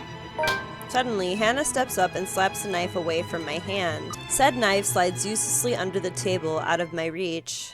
Before my mind registers what's happening, a sharp blow explodes in the side of my head, sending me reeling backwards. BAM! She merely stands before me afterwards, without even batting an eye, glaring at me as if she might rip my head off in this instant. Sometimes I forget. Don't you dare, Luke! Don't you dare imply I've ever thought of you that way! That Hannah is never the weak woman I believed her to be. How did I come to think of her as such? She used to be someone I can look up to, isn't she? When you look at her now, the way she stands tall facing a man like me, the same way she has done so all those years ago, I can't help but think, am I not responsible for taking that part of herself away from her? Enjoy your time as Miss Luke Wright. What a bunch of shite. Figures why she'd want to leave me. And these people are only trying to help us. Oh, of course, by barging into our home! Are you really going to trust them to save your life? These peasants who brought this pox upon us! Keep talking about us like that, and see if any of us here will keep you out of this place. Rebecca, stop! All of you, stop this! To hear Lily speak out loud, I can't say I'm not surprised. She has always given me the impression of someone so meek from the moment I've met her, either from her inexperience or her station in life. Okay, so I just came up with the idea that if this text shows up again, I'm just gonna skip through it, because like having to reread all of this several times is like, I just want to see like the other paths and the other endings. I don't want to have to keep rereading the story if, you know, if all like one little change of like someone dying and they're just not in a scene or two, I have to reread all of this, you know. So maybe I'll do that next time so you guys aren't like rewatching the same things over and over again. She has never struck me as someone fitting to be a real estate agent until now. Quietly, she puts herself between me and Daisy, cutting whatever scathing words we've yet to hurl at the other. The way she glares at me, it reminds me a little of the way my own mom would look at me, particularly when I've done something wrong, and it's not a stare she's unused to showing. She has done this before, probably to a younger sibling. Huh. If she only sees us now as a pair of squabbling kids and not two mature adults, well, that's only to be expected. No doubt that's how she sees us. For a long moment, there's only silence in the room. Steel, the big oaf, doesn't even dare break it, neither does Feathers. With both merely watching us, bunch of wimps, these men. Not that it matters when Lily starts speaking again, after some of the anger and tension is lifted from the room. With or without that damn piece of paper, A deep breath, an exhale. And then she closes her eyes, a crease forming between her eyebrows while she grips her hand tightly in front of her. we still would have ended up in this mess. The atmosphere that descends into the room right after that, admission is anything but pleasant. Can I call it that? An admission? It seems like it from the way her eyes nervously flick between her friends and I. She appears to know more than she lets on, and how she makes herself appear smaller after dropping that bomb on us doesn't sit quite well with me. And patience is something I don't have the luxury of having right now and bestowing upon other people. What else does this girl know? What else is she not telling us? Because from the looks of this, even her friends have no idea what she's talking about. Unwilling to wait, I grab her arm before she retreats without explanation, waving the letter still in my hand in front of her. Ow! Sir, you're hurting me! Hey, hands off her, right? Fuck off, Feathers. I have questions for your friend, and she better have the answers. Luke, will you stop taking it out on every single person? Your friend is hiding something, Daisy. She struggles for a moment, but my hold eventually forces her to look up at me. Fear and uncertainty spreads across her features, especially when her eyes land on the damn paper. As much as I want to be considerate right now, I want answers. What do you mean, Lily? I'm not sure about it. Don't give me that, you know something! Ow! Please, sir. I know the paper's useless, okay? Those people they mentioned in the news lately, all those who died, my co-workers, the open house clients, none of them had seen it, even Rose, and yet they're all dead. I should know, sir. That letter has been with me since I picked it up. And I swear I didn't make copies of this thing. Even if I wanted to save myself, I wouldn't do that to my friends, or anyone. Is that what the trip to BRC was for? Yes, I'm sorry. I couldn't tell you guys until I was certain. None of you believed me the first time. I had to find proof. And yet we're all here! Are you taking me for a fool, Lily?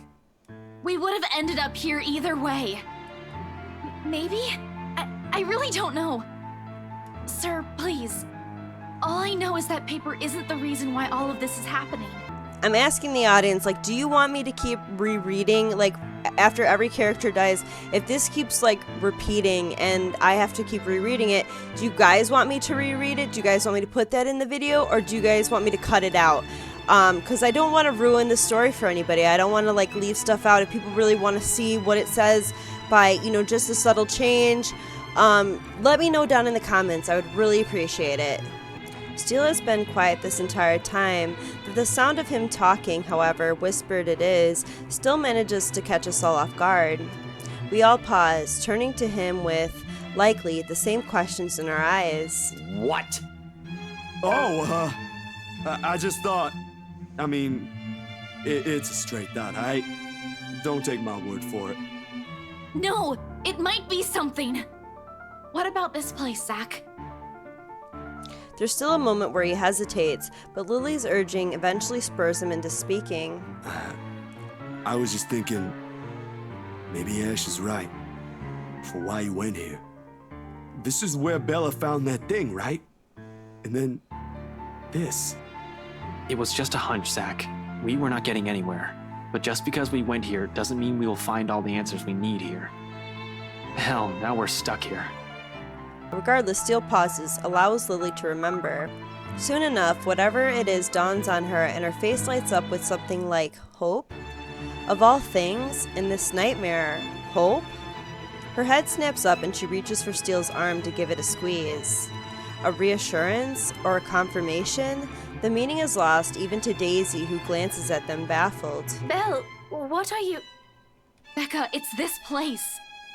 Think about it. What? You mean, like, burn this place down? What? No? We are not burning a multi-million-pound mansion, you peasants! I just spent a fortune on this! Seriously, Luke, are you really more worried about that? Buttercup, marching, millions. It's gonna take years getting all that money back! Well, you certainly won't be getting any of that money if you're dead. Really, Luke? Is that more important than your life? Bloody fucking hell! Not only do I have trespassers on my property, but they're also arsonists! How dare they suggest something like that? Bloody peasants. My head's already aching just listening to them. To think this is all the solution they can come up with?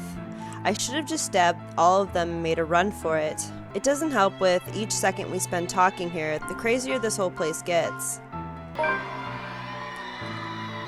The voices have become louder and somehow sounding more vicious. If the things in this room start floating, mark my words, I will fucking flip out. Okay. I wonder if it's different because Marianne's not here. Furious, paranoid, and trapped in the mansion with people he barely knew, Luke Wright threatened to take them down with him. Luckily, before the hysterical man could harm anyone. And they may not be thinking of it right now, but eventually, they'll turn on me. Such is the nature of humans. Better find a way out of this place as soon as possible if I want to stay alive. Fuck, I still have so much to do. Our only choice doesn't seem sound, but who knows? We don't understand a shite about this place. Might as well try everything, yeah? Whatever works. If I also have to be the one to make that bloody decision, so be it. Less room for errors, with the only sane one doing the thinking. On the off chance I'm wrong, well, they suggested it. I am going to regret this, I will. But with these cries growing louder, this has become the easiest decision I've ever made. I'm getting tired of hearing her sobbing, really. It's just irritating. Isn't she getting tired of it? Besides, someone has to act fast, think fast, and what else is the root cause of our problems but this place where the letter was found? No need to make things more complicated. It started here. Why won't it end here? If what Lily has said is true, then there's all the more reason to destroy it.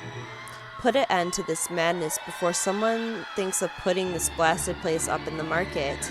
When I get out of this place, I swear I'm suing a bunch of people, run that estate company to the ground if need be. We spent millions, damn it. Millions! With a sigh, and perhaps a heavy heart, I open one of the drawers in my study table, taking a bottle of liquor out for myself and passing it on to every occupant in the room. I don't even get a choice? They accept it, but not without a look of protest or confused glance my way. It does shut them all up, so maybe I've done something good. Luke, this isn't the time! Even more when I pop the cork off the bottle and pour its contents onto the floor. Well, what are you simpletons waiting for? So if Marianne wasn't alive, I don't get a choice? That's weird. We waste no time dousing the whole room, the smell of alcohol filling the air. If I didn't know any better, I'd say they're more than eager to set this whole place on fire. And the blaze catches easily in this room when I set it alight, using the blasted paper as kindling. With the whole place drenched with wine and all manner of things alcoholic I've been hiding from Hannah, the small fire soon turns into an inferno. In a matter of seconds, we're out the door. It doesn't exactly lead where I'm hoping it will. Although ending up in the kitchen does give us more reason to play like a bunch of pyromaniacs. Fishing the liquor stocks from the cupboards, we also do the same thing we've done to the study.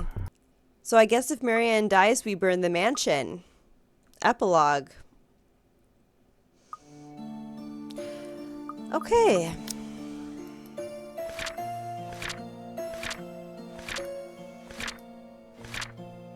Despite initial protests, Luke agreed with Isabella Santos. He began dousing the place with alcohol and setting it on fire.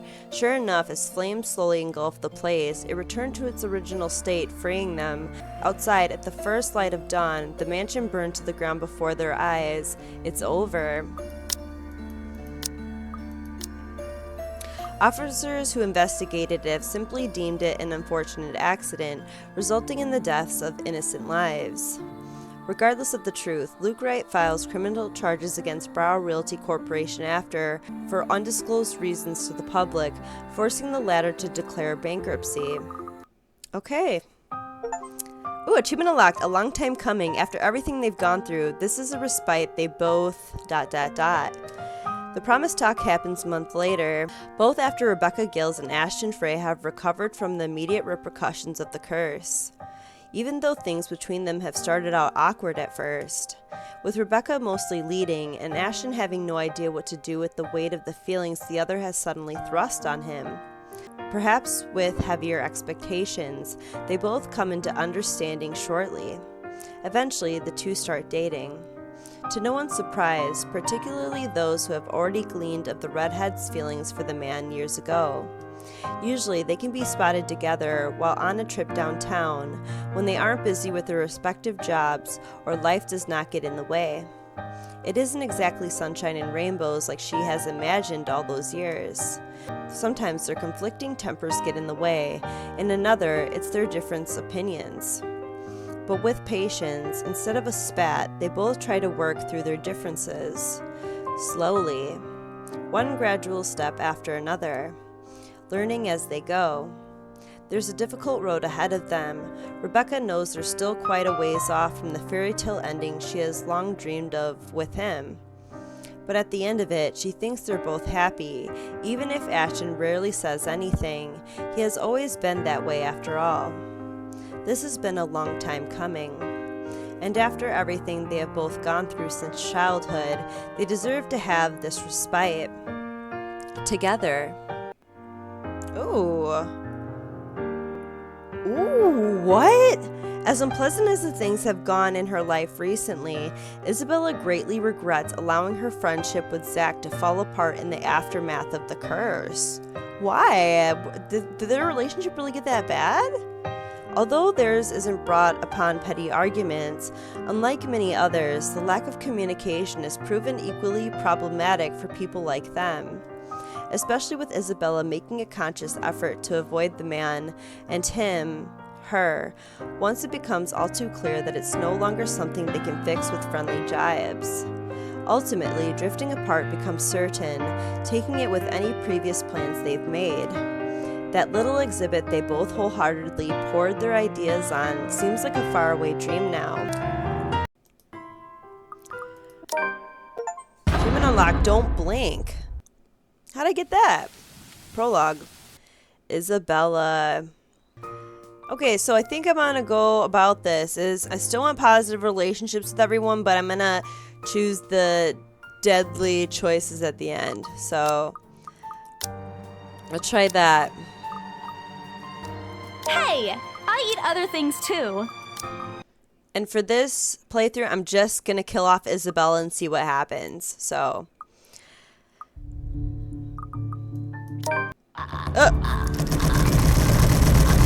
oh my god!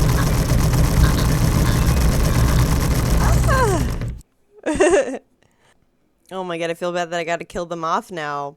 It's so crazy that I'm doing this.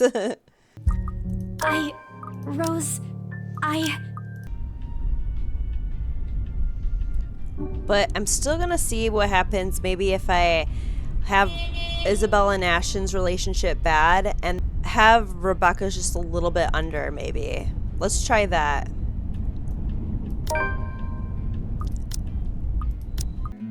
Okay, this time let's stay for the movie. Hold on, I'm gonna save just in case. Let's do that. Okay, and then let's go with Ashton's choice to make our relationship negative with him. I'll think about it, but if ever, I'd like to give talking to Anne. October 22nd, Saturday. Okay, let me do that again. October 23rd, Sunday. I wish he'd stop pestering me about them. Shut up, Ash. Oh Lord, this isn't what I signed up for when I agreed to meet with his professor. Because we're still trying to make it go down with him. I just want to see what happens if like maybe I already did the rejection thing with Becca, but I don't know. Like, yeah, I don't know. Shut up, Ashton. You're avoiding the question again. They're just my clients. Yeah, you mentioned that, but that doesn't mean... And I see no reason why you should be suspicious of them. Everyone has a reason to be. All I'm saying is you should be careful who you deal with, especially those people. You can't just go tell people to avoid them. At least tell me why. Can't. Will you just listen to me? Can you even hear yourself? You're not making sense! Ooh, the cups rattled the moment I slammed my hand on the table. I'm quick to cast the couple sitting beside me an apologetic smile when they turn their head at the sound. Ash and I stare each other down. Both of us are carrying a tight expression on our faces, neither wanting to give way. How am I supposed to understand if you keep holding things back yourself? It wasn't like this before, but somewhere along the way, something has changed in us as people, as friends. But right now, I could thank him in the best way I know. Let's see what happens when you say you can be nice when you're trying. I close the short distance separating us and give him a light punch on his arm. Okay, so our relationship, it didn't affect our relationship then. Okay. The gesture, familiar, in place of phrases one couldn't spin together, or answers too early to seek out. See, you can be pretty nice when you're trying. I am nice. When you're sleeping, but thanks for this. Don't go losing it. It brings bad luck if you do. Wait, are you serious? I knew there's a catch. This ash hole. Yeah, that's what they say. You did this on purpose, didn't you? Oh, I should have known. Not entirely. But seriously, if anything happens, tell me. I'll be around. Before leaving, he waves at me one last time. He's back to teasing me, back to our usual routine, back to what we're comfortable with.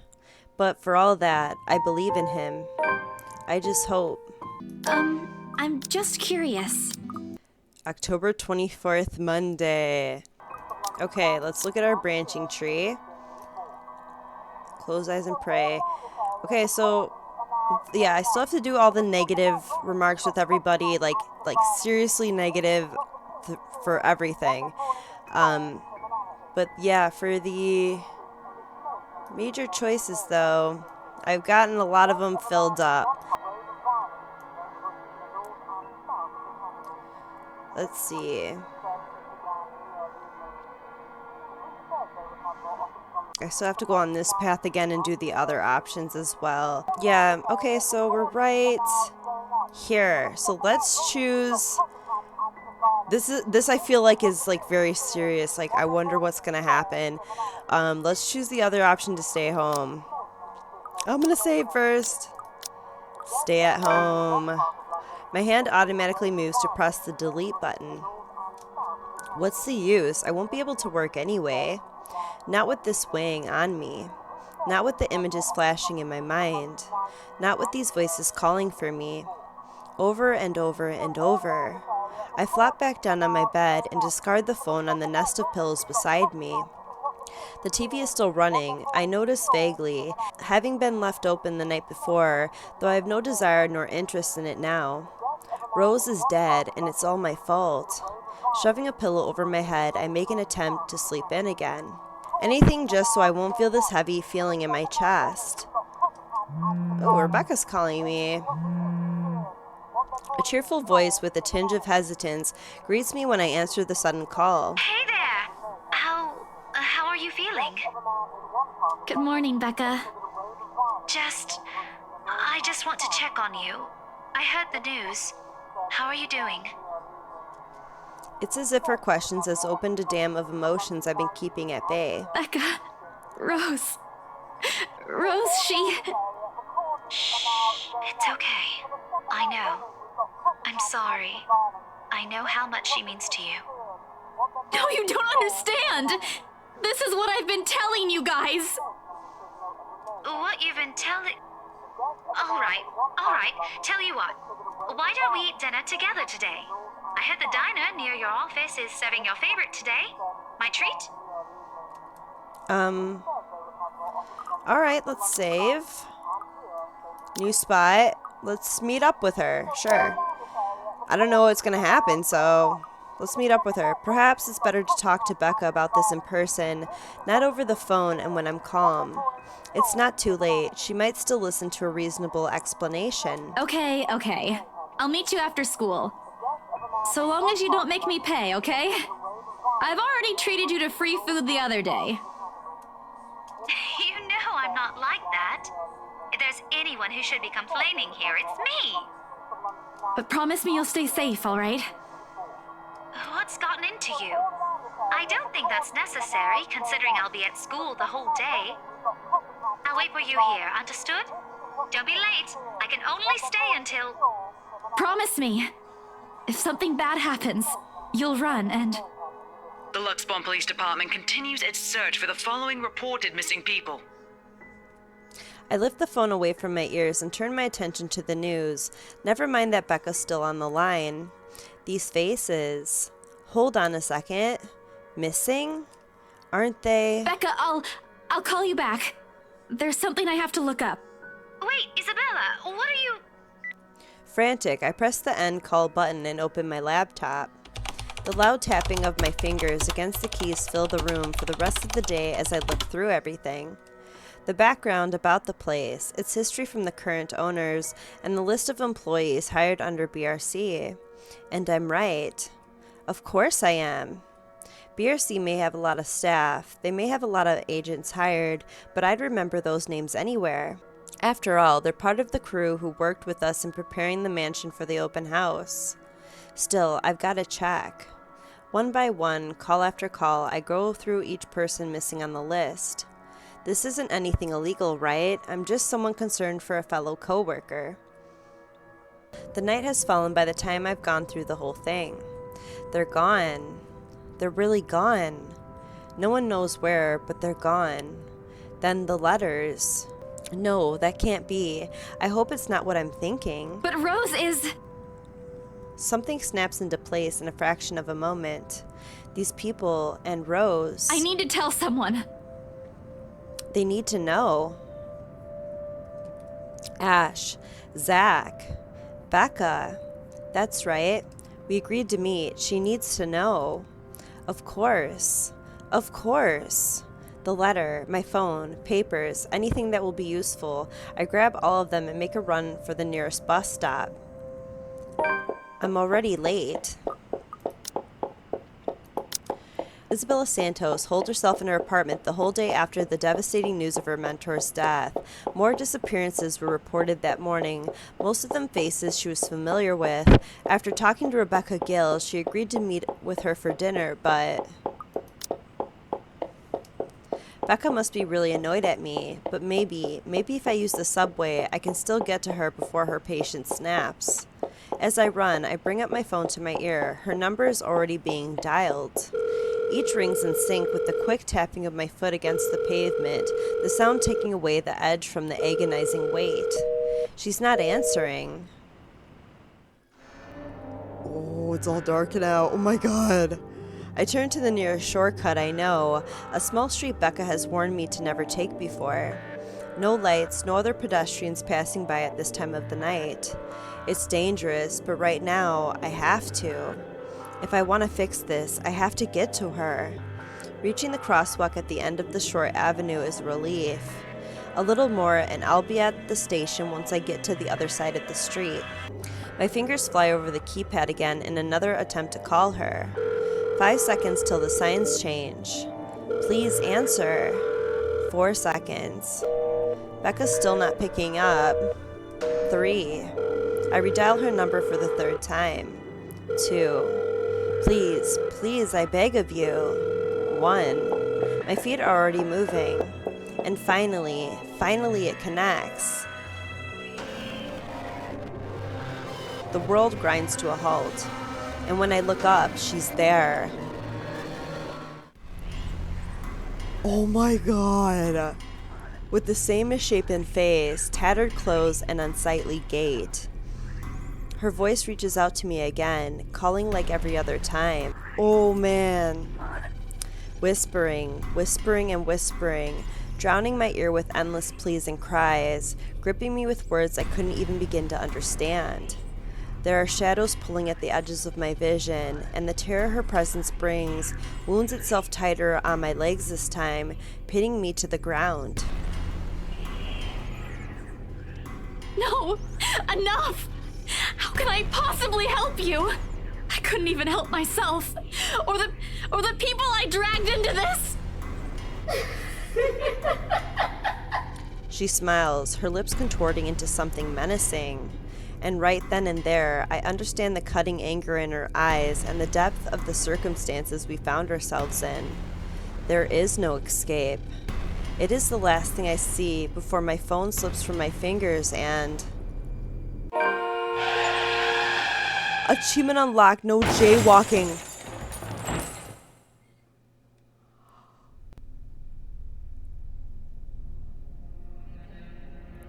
What?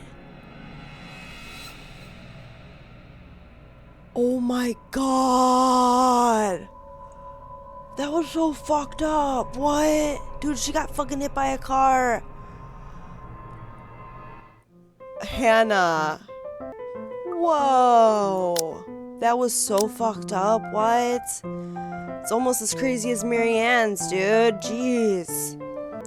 Alright, let's see what this playthrough is like without Isabella. I don't know if she survived that or what.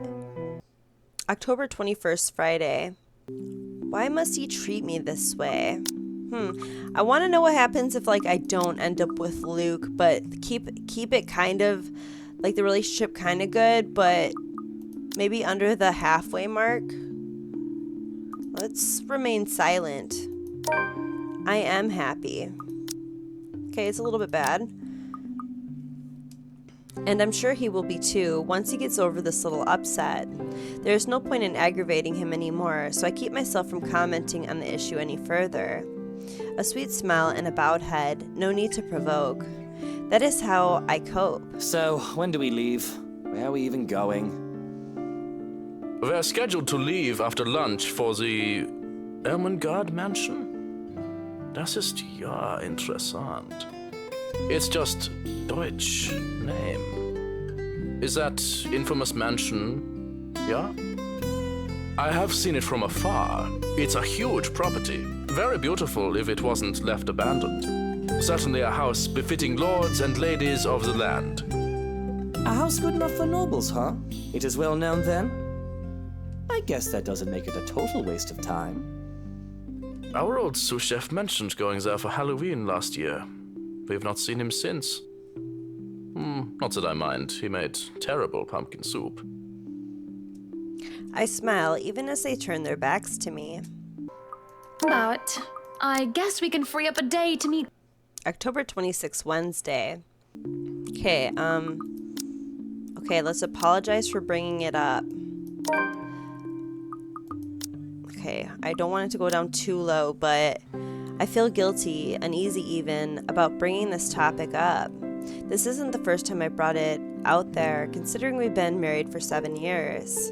But I should have learned my lesson. Talking about it has always gotten me disapproval. After all, this isn't one of the surefire ways to get Luke into a terrible mood. I'm sorry, but I do think you... Don't finish that sentence, Hannah. Just don't. We know how this discussion ends. Let's not fight over what-ifs and if-onlys. But what if we are going to have a family, Luke? What then? I just told you. No what-ifs. We won't talk about it until you're ready. Let's not talk about it then. Ever. The silence that follows is stifling. I avert my gaze from him, favoring the view of our four-poster bed, overseeing his embittered expression. Just thinking of how insensitive I am for bringing it up makes me feel sick to my stomach. We stay still, neither of us dare make the first move to leave, until a crash from downstairs cuts through the tension. Oh, bloody hell, what is it now? I can't get away for 10 minutes without someone mucking something up! That better not be what I think it is! I know it's only an 8 million yen vase, but I swear, I don't stop him as he storms off, and he doesn't even bother to look my way. Yet I can still feel his eyes boring into me, alone as per usual. I really should be used to it by now. I can feel the minutes tick by with me just lying there, feeling miserable and full of self-pity. The Wright couple moved into their newly bought mansion today and was already preparing for a housewarming party. During a short break, the couple had a brief discussion about children. Luke didn't sound too welcoming of the idea. I have rolled over to lie on my stomach at this point, with my face buried into the pillows, when there's a knock at the door. I guess I can go down a little bit more. I'm gonna save first, though. I was with Zachary. I was talking with Zachary, the photographer for Luxury Living. I have no reason to tell lies. It's not like I'm guilty of anything. But as Luke's expression turns, he makes me feel like I actually am to blame for something. He has a way of making me laid bare with just the look. That had really struck me when we first met years ago. That giant You were having a secret meeting behind my back and it was with him? What are you implying? I'm implying nothing. I'm just worried. You know better than to trust those media types, Buttercup. He must have been really friendly to occupy your time like that. But all he's looking for is his next big headline. He's a photographer for an interior design magazine. Doesn't matter. You let one little thing slip, one wrong move, and it'll blow up in the telly in the morning. He'll go to his journalist friends to gossip and make a quick quid. His eyes were the first thing I noticed about him. They were like nature, the grass and the trees, wonderful and breathtaking. Now, as I look at him, they're nothing but the same shade of green as the bloody damn drink in his hand. He was a perfect gentleman, Luke. I can't say the same for you as of recent. Excuse me again? We're talking about you, Hannah. No, I am pretty sure we were talking about you and your drinking problem, Luke, right? Hangover forgotten during the course of this little spat, the man jumps to his feet and seethes. It looks like he is barely stopping himself from throwing the nearest thing he can find. Oh, it is not a problem. I can stop whenever I want. And even if it was, I think you can very well stay out of it, as it only affects my own kidneys or liver or whatever the bloody hell that shite pollutes. Whatever aftermath that occurs because of your little chit-chat with the Negro affects the both of us, however. Damn, Luke. Look, Luke, nothing will happen. You have to relax. It was just a friendly chat. Well, now I think I'm getting jealous. Or I would be if it weren't for this damn headache. Maybe you should drink more. Maybe. Supper is spent in silence with nothing but the occasional sound of silverware. A grand feast has been served, well, grander than usual anyway, most likely due to Luke's complaints of stress. A platter of native oysters for starters, and tranche of turbot with purple sprouting broccoli, lemon, capers, and anchovy sauce for main.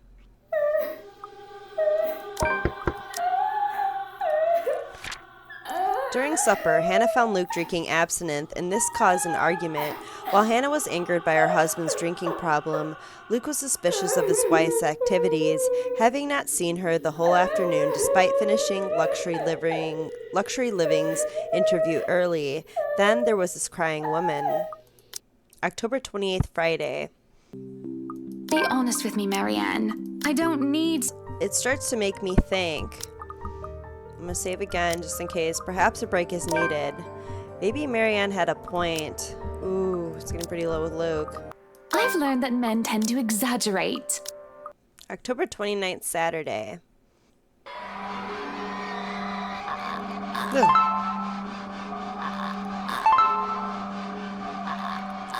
Ugh. Zachary. October 25th, Tuesday. The first few notes, while muffled, are enough to wake me. Ooh. Okay. It takes a few moments for everything to fall into place, for my eyes to adjust to the light streaming into the room. Despite the pleasant chill the AC brings, my shirt is clinging tightly to me, and my blanket is a tangled mess around my throat. It's one of those nights again when sleep passes like a blink and is plagued with vague, fuzzy thoughts. I lift a hand to rub away the drowsiness from my eyes, although it does little to relieve the gritty, burning sensation from my eyelids. Outside, the sun has yet to peek over the horizon, but night has already given way to the cool morning light, washing everything in subtle gray hues. At this hour, the entire city remains unstirring. Ordinarily, waking up before my own alarm means abusing the snooze button twice or thrice, just to catch those precious few extra minutes of sleep. But the persistent ringing makes it impossible now. This better be good. Groggily, I scramble for the bag sitting at the foot of the bed. Achievement unlocked. Just get here, please. Receiving an alarming phone call from Ash. I'm getting more achievements. The ring still hasn't stopped, even as I fish the phone out, and Ash's name flashes brightly on the screen when I turn it on. Must be pretty urgent if he hasn't dropped the call yet. Where are you? Ashton, it's 6 in the morning. Sun hasn't even risen. Hell, my brain ain't even awake yet. What do you need? Get your ass here, pronto. Here? Hold on. Can't this wait until I'm actually awake? No, Rebecca's not. His voice hitches, and I fail to catch the last of what he's saying over the sudden racket on the other side of the line. When the noise dies down, however, he does not continue. This abrupt change in his tone, the unexpected hesitance to speak, puts me on the edge, and a different kind of anxiety clings to me. Something's wrong. Here is where, Ash. Ermengarde Memorial Hospital. ER. Becca's already there. I need to be off somewhere. Just get there, please. Wow, this is so different. He drops the call before I can ask more. Maybe it's just me or my sleep-addled brain, but in that short moment, he sounds almost as if he's pleading. The thought alone does not ease the lump of dread gripping my insides, already heavy with fear. But despite the questions currently swimming inside my head, I waste no time in getting dressed, the rest of the day's plans and scheduled meetings effectively forgotten. Whatever lies ahead, I hope this ain't one of those times when my intuition is right. Like, we get a new scene. That's so cool. The scent of hospitals never did grow on me. Too fresh, too medicinal, too sterile, and if I'm to go down the more morbid train of thought, I'd say the air smells a little like blood and death if one pays closer attention. It's not entirely terrible in itself, just that the scent alone is enough to bring about old memories, mostly unpleasant. I'm not saying the recent birth of my niece is one, of course. That has been a good milestone for both me and my sister's family. It's simply unfortunate that the disinfectant has to be everywhere for something anyone wants to commit to memory. Did Isabella ever feel this way when she visits her father? The same odor assaults my senses as I make my way through the corridors in search of the emergency room. Recently renovated, according to one of the guards I asked for directions. Considering how long the place has been around, I'm not surprised they already made plans to modernize. Gotta keep up with the times, they say, especially for a place where lives are saved. I don't have time to admire the new work, though. Soon, the person I'm searching for comes into view. Rebecca's sitting still on one of the few benches lining the hall, her head bowed and her shoulders rising and falling in a slow rhythm with her breathing. A pile of papers and various other personal effects have been arranged neatly beside her. Dang. And is that blood on those? I try to ignore the foreboding feeling it sends me as I reach for her and shake her awake. Rebecca, I'm here. Wake up. She opens her eyes at the second tap, along with a small yawn of her own. In the hospital's bright lighting, the dark circles under her eyes are more noticeable. Her voice is still rough with sleep when she greets me. Zach, did Ash call you in? Pretty much. Woke me up, actually. Said it was urgent. What happened? He didn't tell you? Not really. He just said I needed to be here. Is everything all right? It sounded pretty urgent when he called. The way that guy phrased it, I thought for sure you had gotten into an accident or something. Rebecca shifts in her chair, smooths a hand over her face, and lets out a sigh, weighted enough with fatigue as she does so. I'm sorry, Zachary. It's just been a long night. I don't really know how I'm supposed to break this to you. Ashton should be the one doing this, but... The guy's busy again. No worries. You could tell me anything. No, it's Isabella. I'm afraid I can't quite follow, ma'am. You weren't entirely wrong. But it wasn't me, obviously. Last night, she got into an accident. A car accident. She was hurt pretty bad, and they had to rush her here. A lump has suddenly lodged itself into my throat, making it difficult to get the next words out. Alright guys, I'm going to end this episode right here. Wow! Oh my god, just seeing the last playthrough I did with Marianne, with Ashton finding Marianne in the wine cellar. That was so disgusting. Oh my god. It gave me like a weird feeling in my stomach. But yeah, now we're choosing different negative choices in the ending, and Isabella got into a car accident, and now like the whole story has changed. So I'm just wondering what's going to happen from here on out. What are the other deaths like with the other characters? You're just going to have to find out in the next episode. So share the content. If you're enjoying my playthrough of the letter so far, please leave a like. Let me know what you guys thought down in the comments, and make sure to subscribe and click that bell button so you know when I upload the next episode of the letter. Thank you guys so much for watching. You guys have a great night. Bye.